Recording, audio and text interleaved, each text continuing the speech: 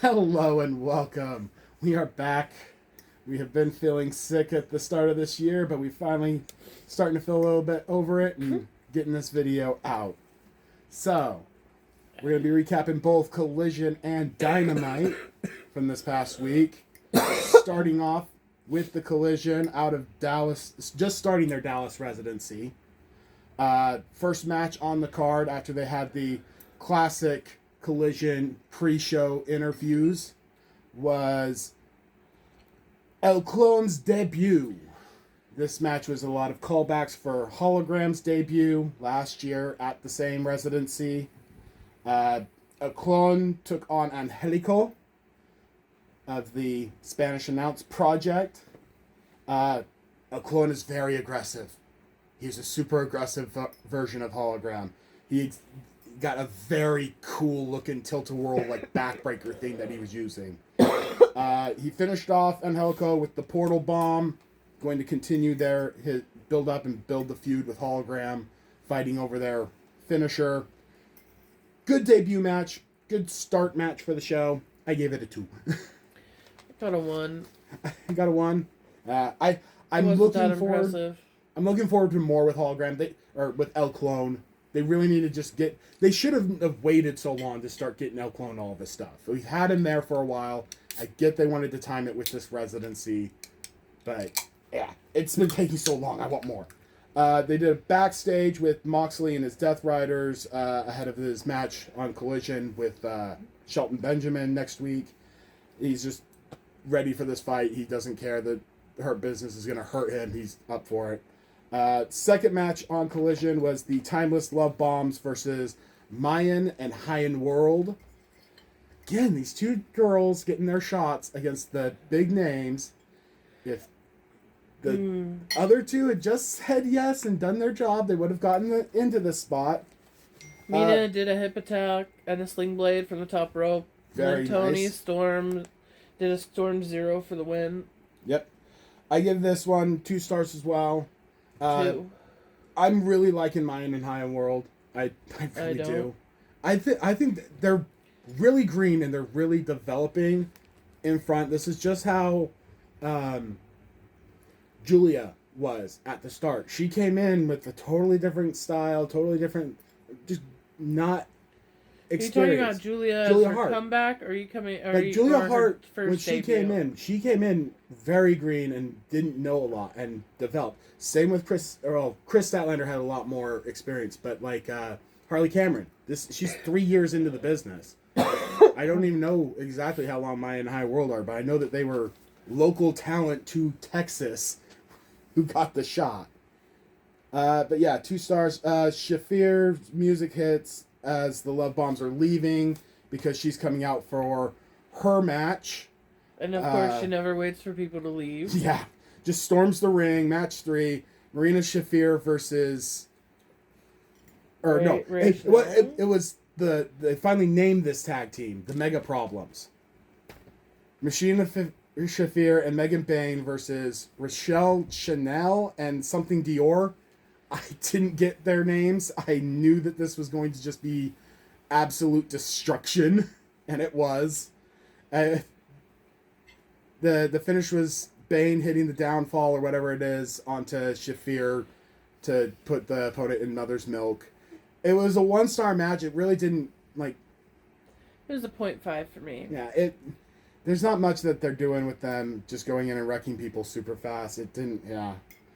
They had a backstage after this. Don Callis family beating people up, getting ready for whoever Hechicero was fighting, which was... Hechicero came out next match. Commander versus Hechicero, #1 contender for the TNT Championship at... I think it's Maximum Carnage or whenever... No, it's the next Collision. Yeah. This was fun. I love Hechicero. He kept Commander grounded. Such cool lucha submission style that he does. Very fun. Don Callis family does their thing and help. But Hechicero threw Commander on the barrier. That was kind of funny. Yeah. The end saw El Clone come out and distract so that Hechicero could get the finish on it. If it wasn't for that, I probably would have rated this higher, but it was a 3-star match for me. It was a 1. Oh, man. See here. Next, we got a Acclaim recap on how their team building has been going. The more that they're doing this stuff with the Acclaim, the more and more I'm loving it. I can't wait to be able to bring out the scissors again and go to a show with them and scissor people while walking around in the streets openly. It was so fun. I can't wait. They will get back together. They will get another championship run. No. Tony Schiavone then welcomed out Eddie Kingston and Ortiz. Yeah, this was a very fun interview. Kingston was having fun with the crowd, gave a birthday shout out to some kid. Tony was trying to keep him moving and getting called out for it.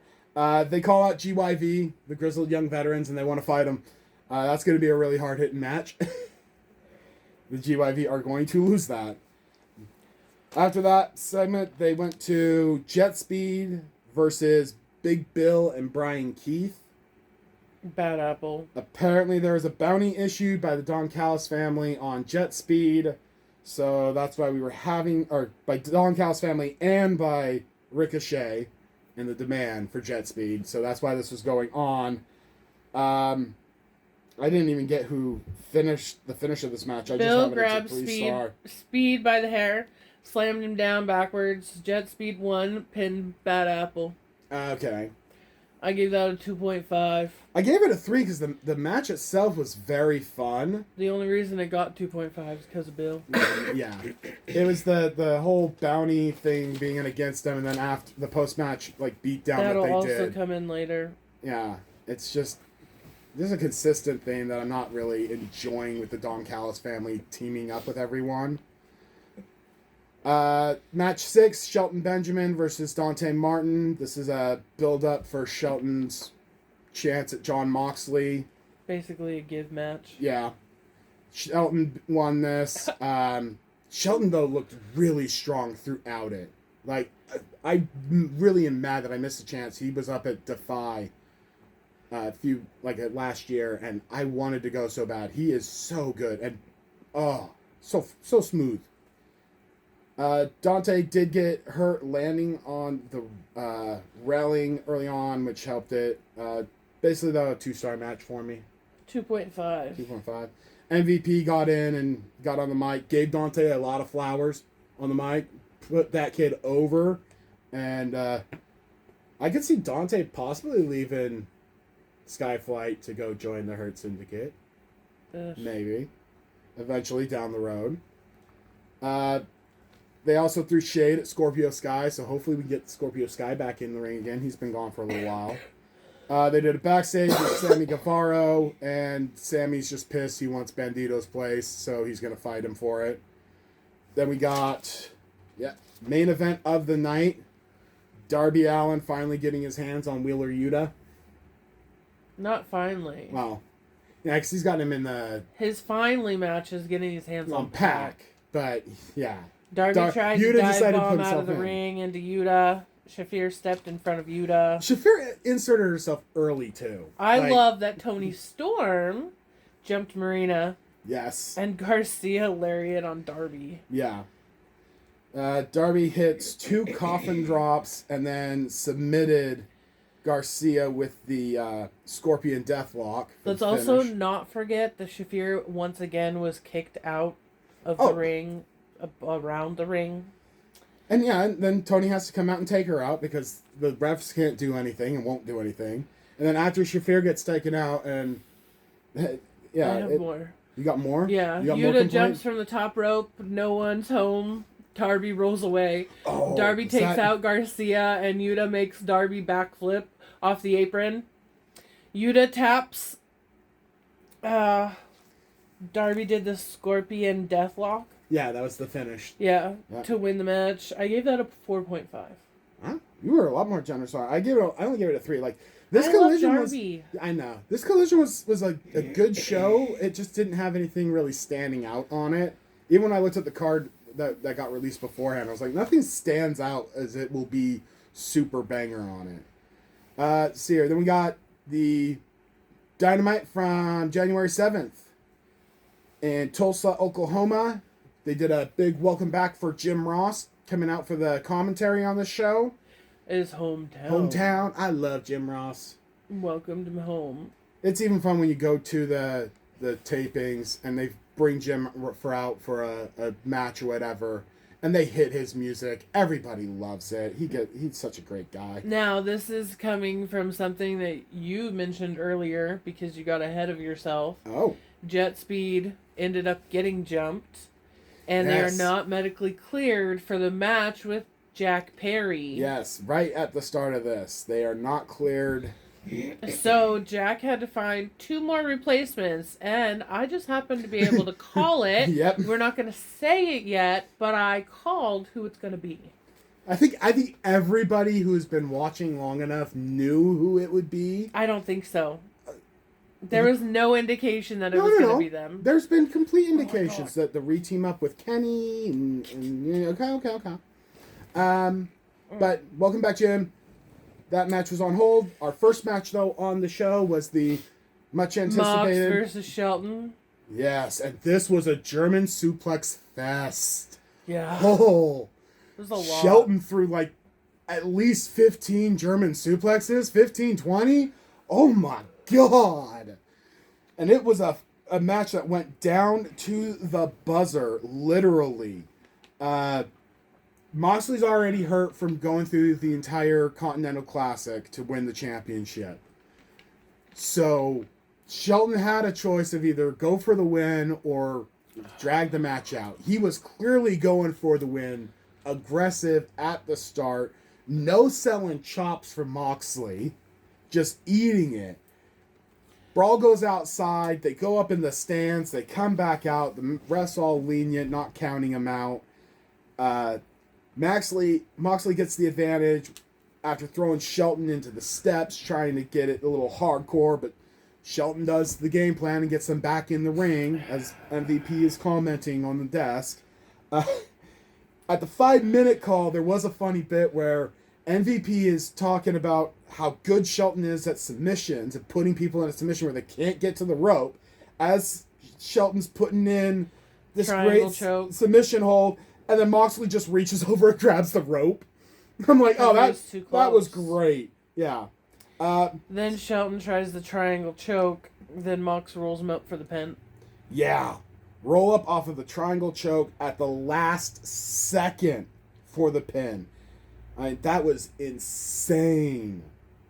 I gave that a 4. I gave it a 4 as well. I was not expecting them to start that fast. That I would have expected this to be the main event of the show, honestly.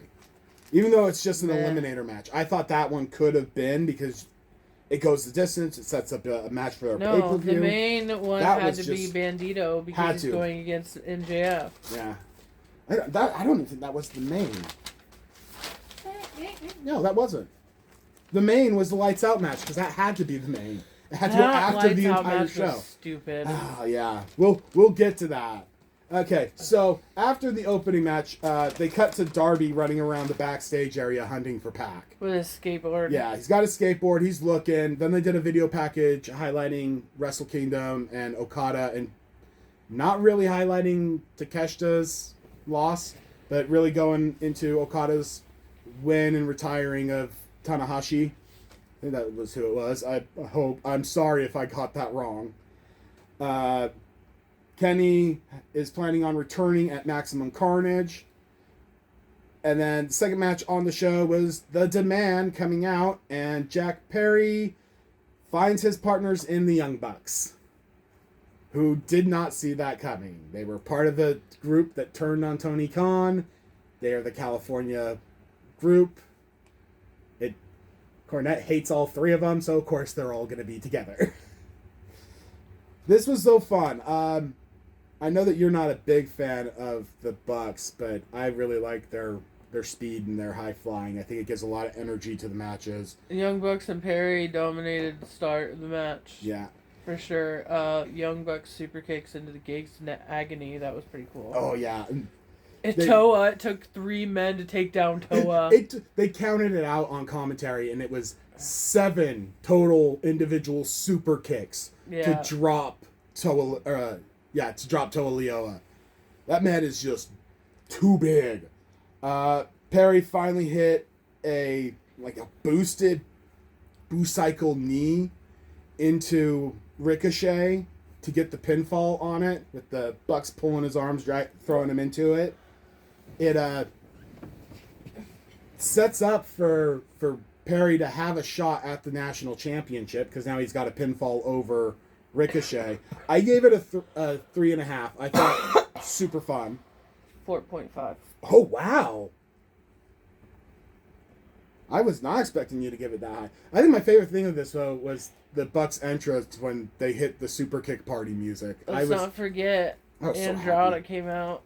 Oh, yes. Took out Jet Speed. The post-match.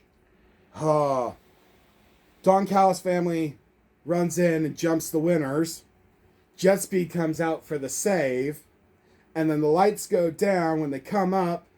Andrade is in the ring with his black death mask and takes out Jet Speed and everybody else. Andrade is back. Yes! Congratulations, Andrade, for beating WWE's lawyers and getting out of the stupidest non-compete clause that I have ever heard of. Oh, I'm so happy he is back. That just makes me happy to my core.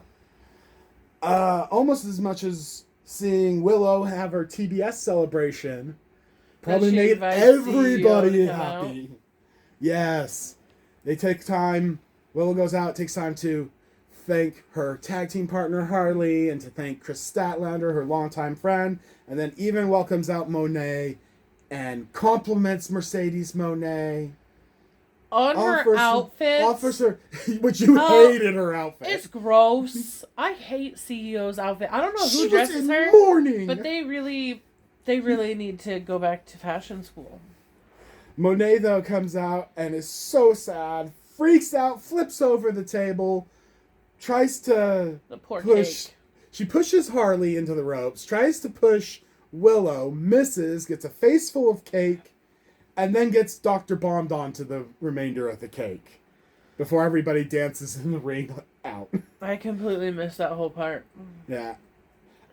Briscoe then sent a video from the farm, giving his shout out to Willow and her championship, talking about how he's been out for a while with the Continental Classic going on. That's been fine, but now it's time for the TBS champion to take back over the main focus of the show on TBS. So he'll be coming back soon.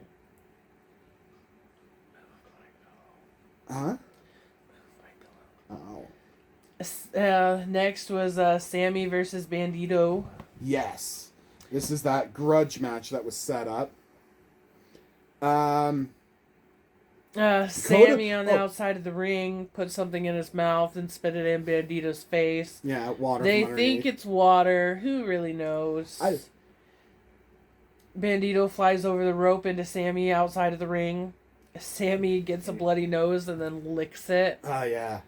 So gross. And what is up with his stash? Before he did the jump out of the ring, there was that weird, monkey flip spot they did into the ropes.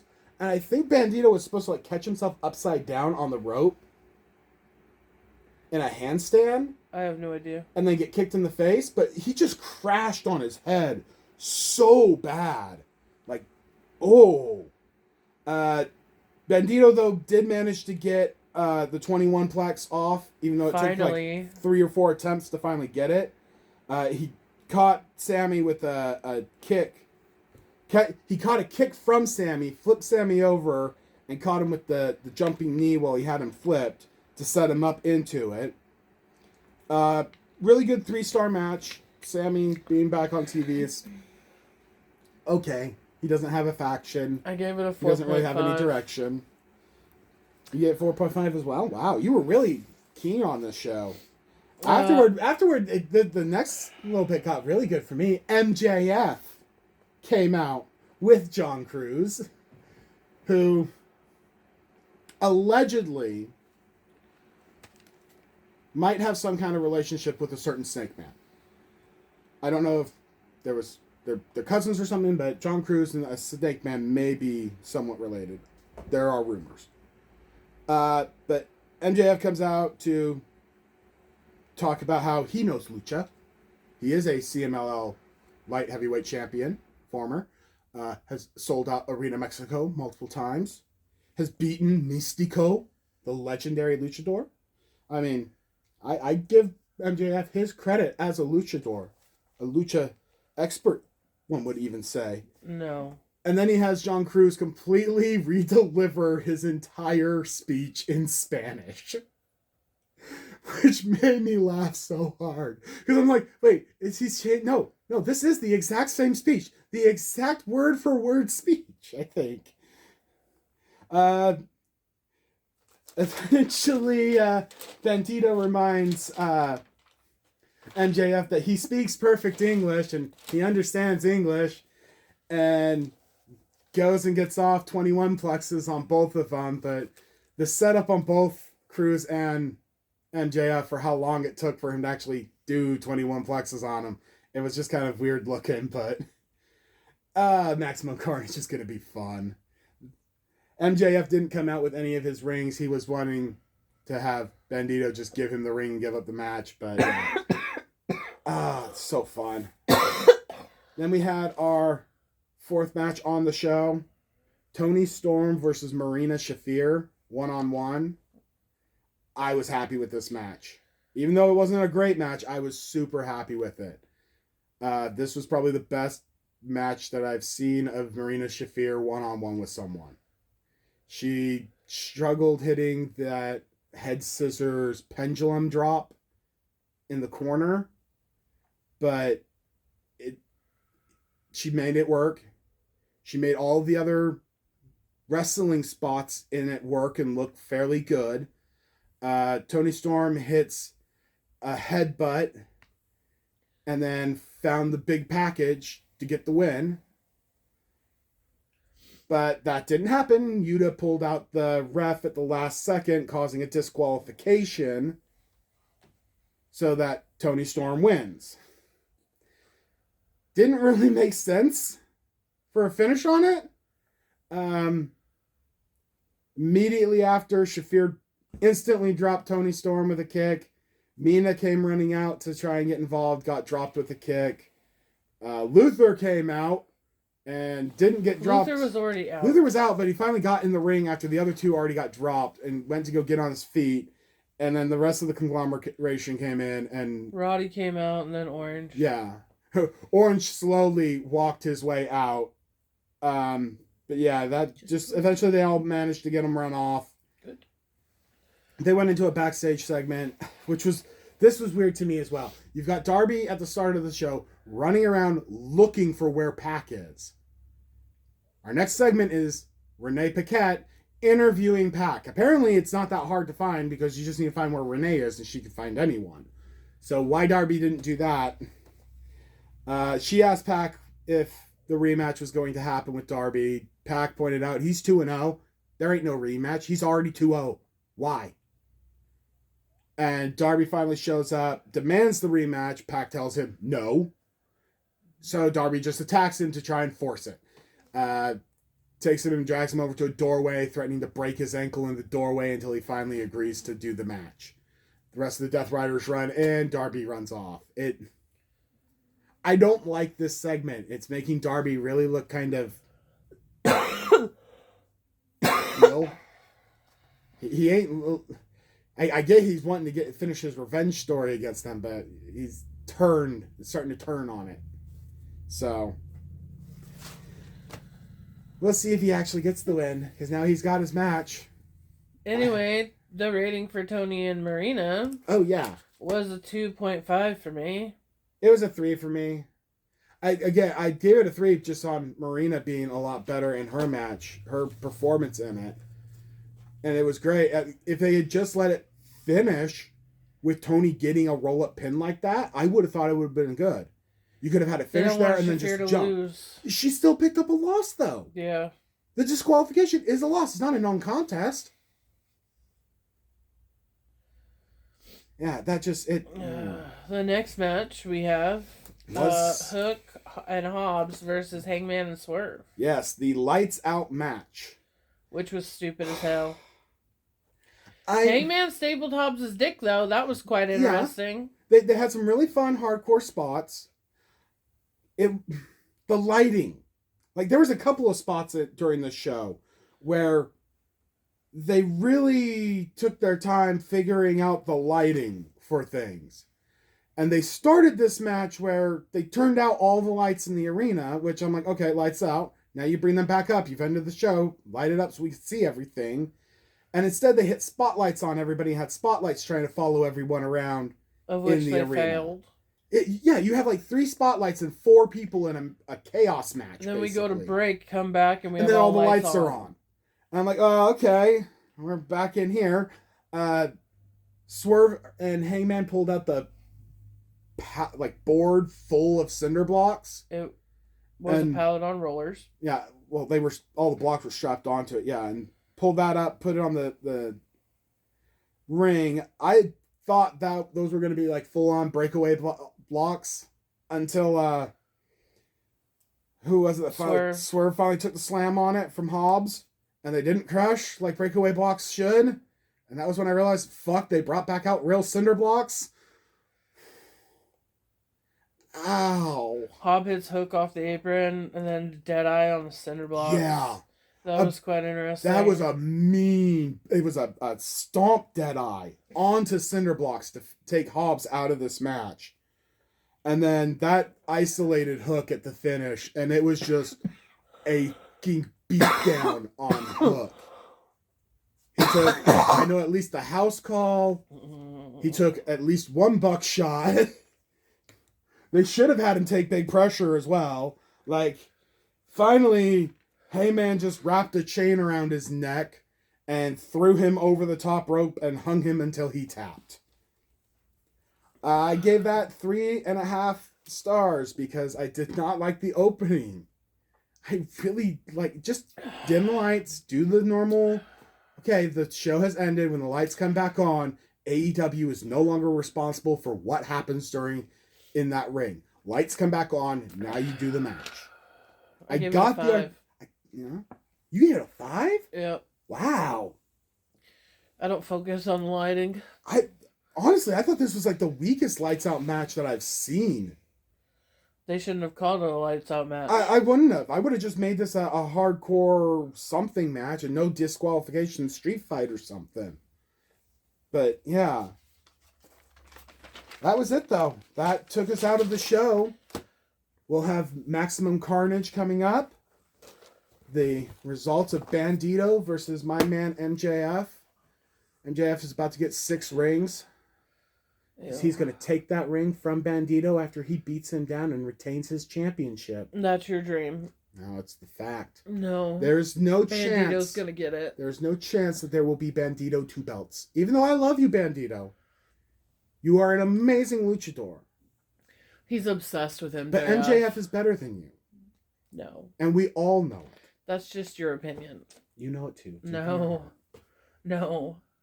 Well, I hope you guys enjoyed it. It's a little bit longer video, having to do a catch-up. Hopefully we can stay healthy and be able to get our next videos out a little bit quicker. Hit the subscribe button. Hit the like button. Hit the bell. Put on the notifications so that when we finally get a video out, you guys will find out. And we'll see you guys in the next one. Have a good one. See ya.